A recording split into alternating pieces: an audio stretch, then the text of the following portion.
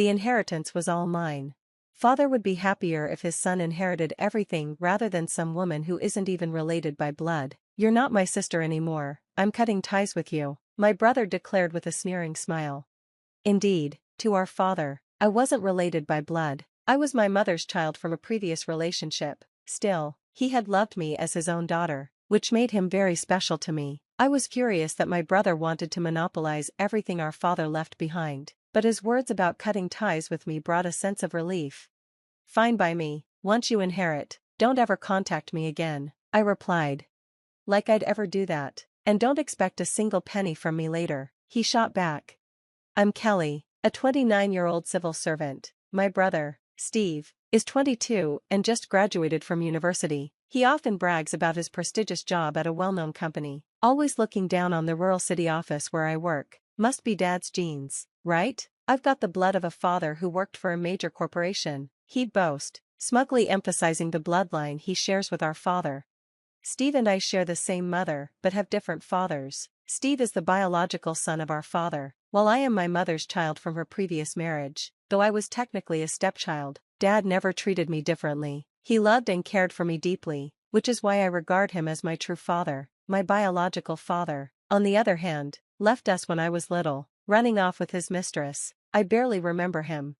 When Steve was younger, he didn't care about our different fathers, but everything changed after our mother passed away in a tragic car accident when I was an adult and Steve was still in middle school. Grieving and unable to cope, Steve started blaming me. At the funeral, he screamed, "Why did Mom have to die? It should have been you. No one would care if the step-sibling was gone."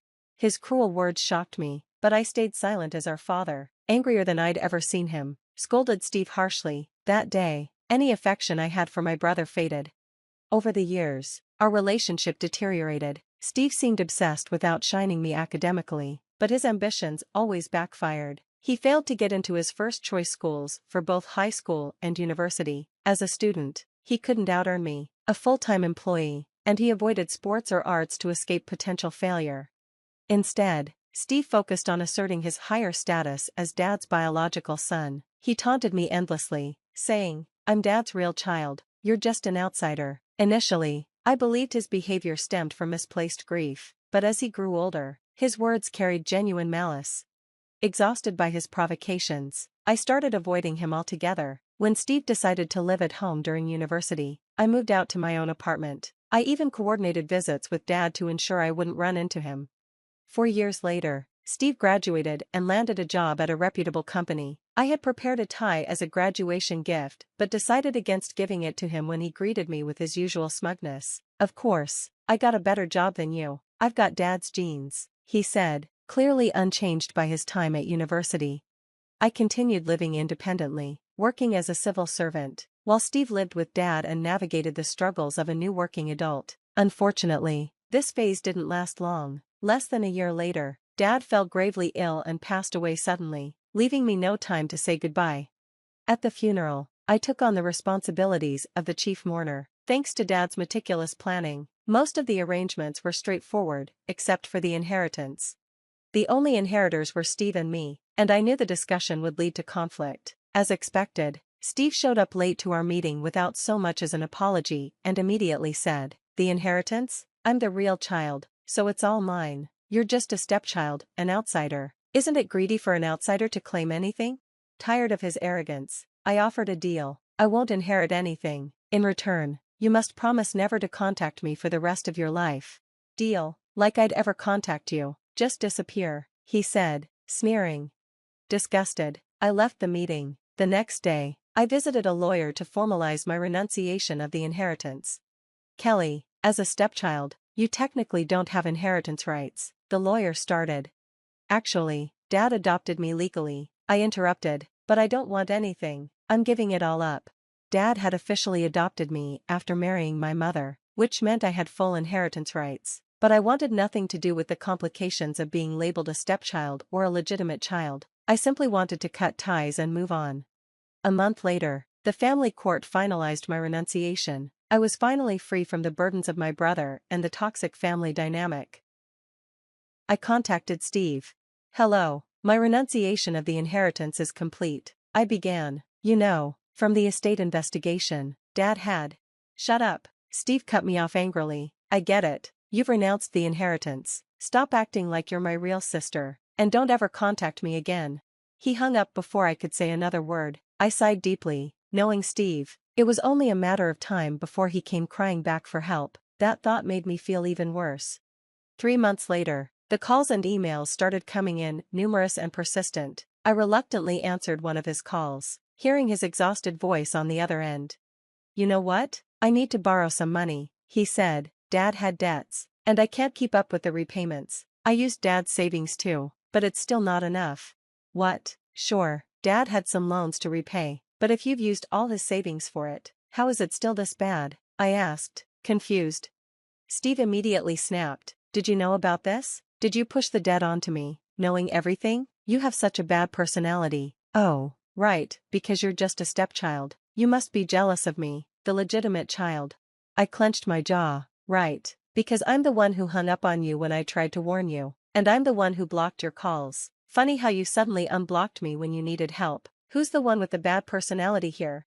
The truth was, I had learned all about Dad's financial situation during the inheritance renunciation process. I had tried to inform Steve back then, but he had cut me off entirely, left with no way to communicate. I had given up trying. Now, he was coming to me in tears, just as I had anticipated. Do you even understand how hard it was for Dad to send you to high school and university? I asked, frustrated. Sure, he had educational insurance and Mom's life insurance helped, but things like the house and car had to be paid for with loans. I'm not your sister, right? So why don't you take this up with the mortgage lender or the lawyer instead of me, an outsider? What are you talking about? Steve retorted. Don't sweat the small stuff. Besides, I'm treating you like a sister, even though you're just a stepchild. You should be happy about that. Now, come on, Kelly, give me some money. Furious at his arrogance, I sharply hung up the call and blocked his number. Steve didn't know where I lived, and I had made sure not to leave any clues about my home at Dad's house. To be safe, I even got a new phone. But that didn't stop him.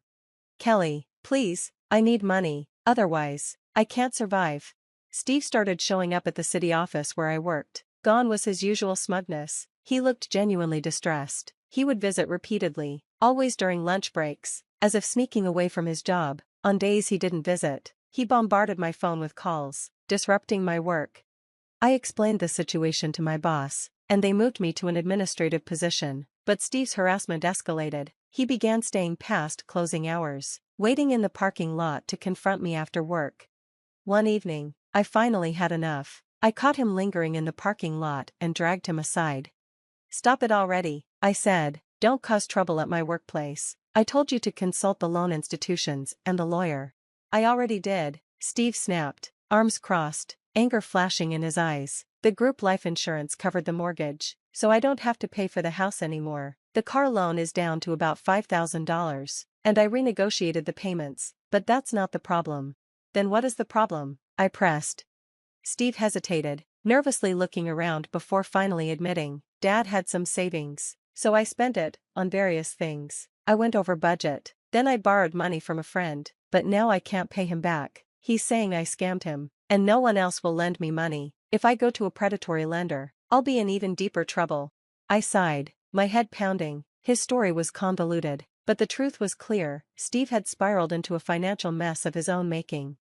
So, let me get this straight, I said. You kept borrowing money to pay off debts, and now you're stuck.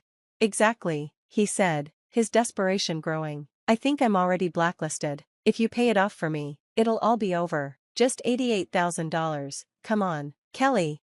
When he reached out to me, I slapped his hand away. There's no way I'm giving you a dime, I said coldly. This is entirely your fault for overspending and borrowing from loan sharks. Why should I clean up your mess? Steve glared at me, his voice dripping with contempt. Is it because we're only half related? Stepchildren are the worst, so selfish and unpleasant. Without another word, I got into my car and started the engine. Steve tried to cling to the door, but I shoved him off.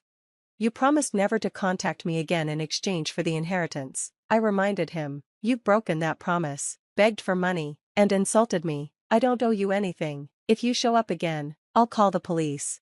Kelly, please. I didn't let him finish. I drove off, leaving him behind in the parking lot.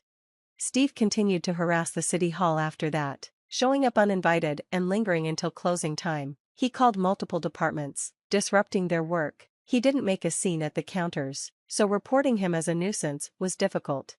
Finally, I decided it was best to disappear. I explained everything to HR and was transferred to a branch office in the mountains. It was a quieter place, with fewer residents, but the work felt more fulfilling. I never returned to my old office. I didn't regret cutting ties with Steve, nor did I miss the complications of being labeled a stepchild or a legitimate child. Free at last, I could focus on building a life of my own, far from my brother's shadow.